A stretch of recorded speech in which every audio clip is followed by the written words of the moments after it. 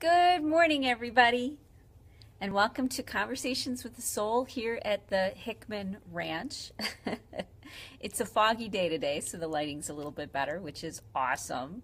But the snow is still fairly pristine. I have a friend of mine who is a professional photographer, and she took her dogs out into the snow yesterday and had these amazing live action shots of just this joyousness and this pleasure of these dogs to play in the snow. It was absolutely awesome. Hi, Ruth, good to see you. It was absolutely awesome to see the photographs that she took, that unbridled joy. And the joy of these dogs, of these pictures, kind of conflicted with what was going on with me because it's tax season. Now, tax season, when I was a kid, the IRS was considered the boogeyman. It was the same sort of stories that, parents would tell their kids to keep them out of the woods, except, the IRS was this idea that they could take anything that they wanted at any time just because, they could. They were the IRS. Yeah, it is chilly here, but not bad. It was 46 degrees yesterday. So today should be just as nice. Everything's starting to melt. So anyways, the IRS was considered this really big, scary thing. And ever since I became, hi Margie, good to see you. Ever since I became an adult and started to file taxes many, many years ago, every time that I need to do them, I get this knot in the pit of my stomach. And so I'm looking at these beautiful pictures of these joyous dogs who are thinking nothing about taxes at all and thinking, oh, I have to get my taxes done, the appointment's next week. And because I have a business, it makes it even worse. You itemize everything. And I'm a little lax on that. And so I tend to do my taxes at the end of the year. I'm not a really, amazing human being that keeps up on all that stuff. I'm someone who, at the end of the year, I do my taxes and I kind of hunker down and do it and get it done. So, this joyousness of these dogs conflicting with my internal, I have to do my taxes. And seriously, it puts a knot in my stomach, really got me thinking about how we have power over how we feel. So let me talk a little bit about qi. If you don't know what qi is, it's an Asian concept, an Asian medicine concept, and that qi is our life force. It's what keeps us alive and animates us. And our qi is this invisible sort of felt sense. Hi, Christine, good to see you. This invisible felt sense that we always have. And if we're tired or depleted or run down, then our qi is very low. If we feel strong and grounded and connected, then we've got very good qi. And you can strengthen this qi, hence why things like, hi Mark, great to see you. Why things like the practice of Tai Chi has been around. It's a way to strengthen and use your qi, use your life force, and magnify it and get it bigger. Some people who have that ability to see those energies off of each other, they can see people's qi. And someone who's done Tai Chi or worked on really developing that life force, they glow. And in fact, in some of the best moments of my life, I've had really great mystical people who can see those sorts of things, psychics and people who work more in that plane. And they can see me radiate, from yards and yards away from me. I'll walk in and I'll just radiate. That's when my qi is very high. And so when all of us, our life force is at its peak, maybe when we're in love or things are going smoothly or we just got a great new job or something just fell into place, or we've been nurturing ourselves with movement and healthy foods, then our qi is powerful and amazing.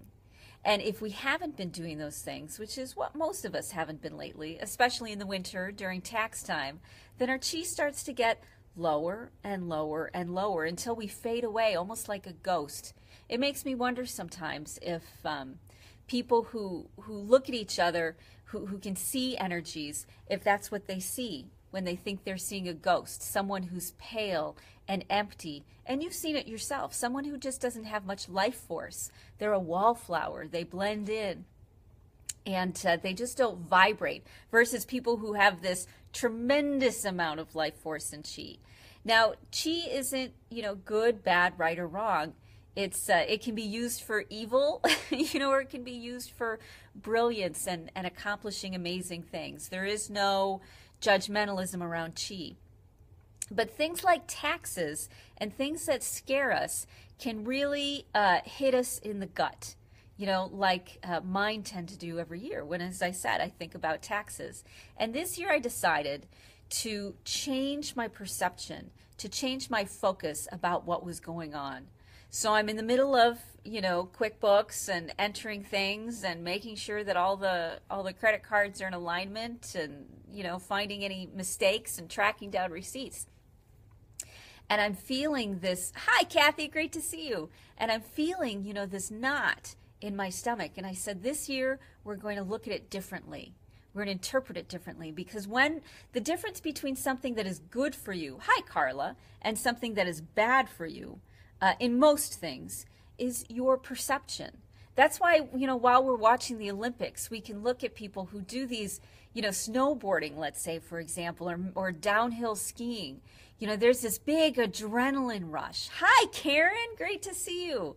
There's this huge adrenaline dump and adrenaline rush for all of these Olympic athletes. While we do these things that for most of us would terrify us, we would think that's bad, that's dangerous, we're not doing this, this is stupid, what the hell are you doing?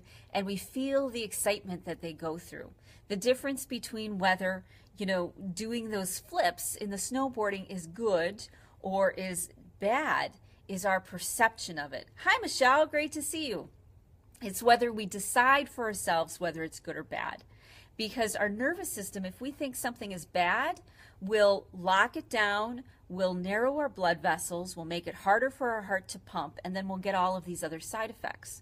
But if we're able to stay relaxed when we're in that space, then that adrenaline and that movement and that little bit of danger is a positive thing that makes us feel alive. So this year, while I'm doing my taxes and thinking about my chi, hi, Daddy, good to see you.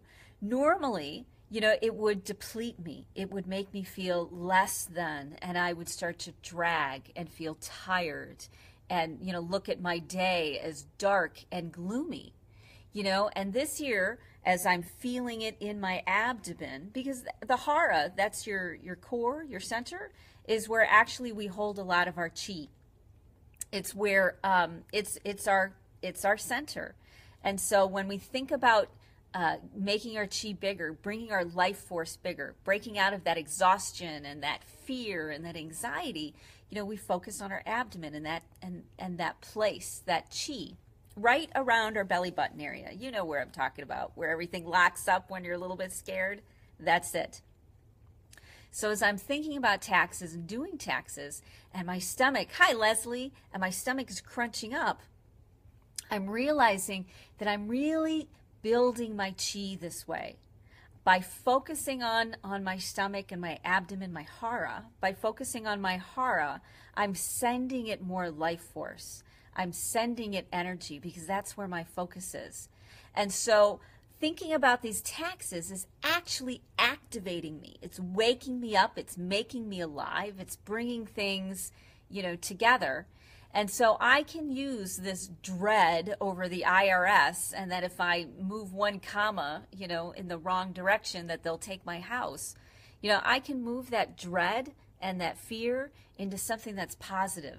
That's how all of these, especially amazing women and men throughout history, have taken the fear and it's motivated them and it's driven them to create something that's out of this world and crazy amazing. We have been taught to be afraid of that excitement, to be afraid of it. And it's natural. We want to protect ourselves. Our subconscious and our knee-jerk reaction is to protect ourselves and think of this as bad. But when we take one quarter turn and reinterpret it just a little bit differently, maybe this fear, maybe this everything locking down is actually me activating and waking up this fire in my belly. Do you remember them talking about fires in our belly when you were a kid? You know, maybe about 20, 30 years ago. There was a big movement about this, about take the fire in your belly and use it as passion to move you forward. That's what this is. When something frightens you, it's another version. It's another part and piece of passion, of life, of movement, of activity. And so when you think about something like taxes or divorce or anything that scares you, or someone maybe being mad at you, or walking into your job and not sure you could do it, whatever it may be, when you get that knot in your stomach, take a little quarter turn and think about it just a little bit different.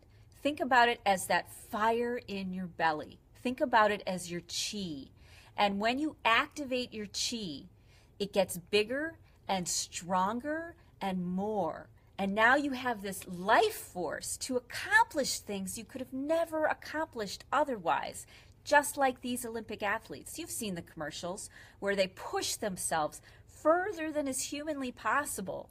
You know, all of these great like Verizon commercials where they're not Verizon, it's the Toyota, I think, the technological commercials where they're pushing on these bikes and she's in an ice bath and doing these extreme things that the rest of us would be like, are you kidding me? Are you nuts? What is wrong with you?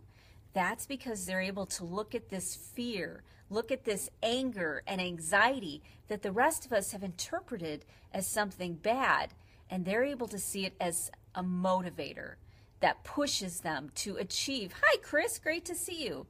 That pushes them to achieve, something that's greater than themselves. That's what this is about. When something frightens you, when taxes or politics or Donald Trump or, a fight with someone or going into work or what your day might look like, when that frightens you and your stomach knots up, stop thinking about it as in, I'm scared, I'm frightened, I need to hide, and think about it as your chi. Think about it as your life force and how it's getting bigger and getting more powerful, and it's going to give you the energy and the motivation to achieve what you want most in life. Because we all have dreams and we all have passions that maybe we haven't thought about for a while, that we had when we were kids, or who we wanted to be. We all have that stuff. But without that conflict and without that chi, we're never going to push past the stuff that gets in our way. We won't stick with it. We have to have a super powerful core, a super powerful energy center in the middle of us, in our hara, and that's our chi. When we have that, it helps us push past discomfort and pain and concern and worry, and it helps us stay the course and become greater human beings than we would be able to otherwise. So when you think about taxes this year, instead of being like me and thinking about the IRS and how any mistake will send you over the edge, instead think about it as a way to become the greatest version of yourself that you can, as a way of nourishing that fire and that passion that is meant to be in you, that will take you to, these Olympic heights in your own life, in the things that matter the most to you. That's how you get where you want to go. Not because everything is smooth sailing and because everybody's on your side or in your corner and there's no adversity. That's not how we achieve these great things. We achieve them through that conflict and through that knotting up that normally we've been taught to think of as anxiety and fear and pain and nervousness and worry. Let's stop thinking about it like that and instead think about it as a really positive thing. Even though it can be super uncomfortable, when you think about it in a more positive light, it's easier to handle. Have you ever noticed that when you line up your thought, when you tell yourself that you're angry, you actually feel angrier? Or when you tell yourself that you're nervous, you feel more nervous? Or anxious, you feel more anxious? When you tell yourself those sorts of things, that feeling hijacks you and it magnifies and becomes bigger than what you want it to be. But when you feel it, but you reframe it in a different way, you look at it as in, I'm strengthening my chi. Now it's manageable and it's something that you can handle and live with and use it to motivate you and move forward. Use everything you can, every fear, pain, anxiety, suffering, thought process that energizes you in some way. Use it. Use it to move you forward, and you will be able to achieve your dreams and the things you've always wanted to too. Okay? Very cool. So your homework for today is when something triggers you, and it will, look at it in a new light. If you feel anything in your stomach, whether it's nausea or a knot or digestive problems or whatever it may be, think of it as life going into your hara, as strengthening your chi. Look at it that way. Hi, Pam. Great to see you. Look at it that way, and it will make it a lot easier to handle and a lot easier to deal with. And now you'll be able to use it to move you forward. Okay, that's your homework assignment for the day. Today's Thursday, and I will see you tomorrow, the last day of the live stream for the week. And have a great day. Stay warm and dry. Bye.